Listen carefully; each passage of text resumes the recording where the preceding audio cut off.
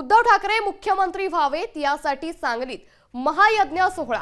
शिवसेना उद्धव बाळासाहेब ठाकरे पक्षाचे राज्य संघटक पैलवान चंद्रहार पाटील यांनी या संदर्भातली माहिती दिली आहे। 4 लाख शेतकऱ्यांच्या उपस्थितीत 101 पुजाऱ्यांच्या हस्ते महायज्ञ सोहळा।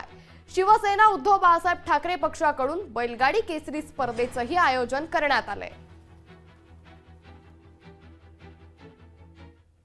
मुख्यमंत्री केसरी स्पर्धा म्हणून आमच्या आज प्रत्येक शिवसैनिकाच्या मनामध्ये व संपूर्ण महाराष्ट्राच्या जनतेच्या मनामध्ये उद्धव बाळासाहेब ठाकरे हेच मुख्यमंत्री आहेत म्हणून मुख्यमंत्री केसरी असं ह्या स्पर्धेचं नाव ठेवलेलं आहे आम्ही।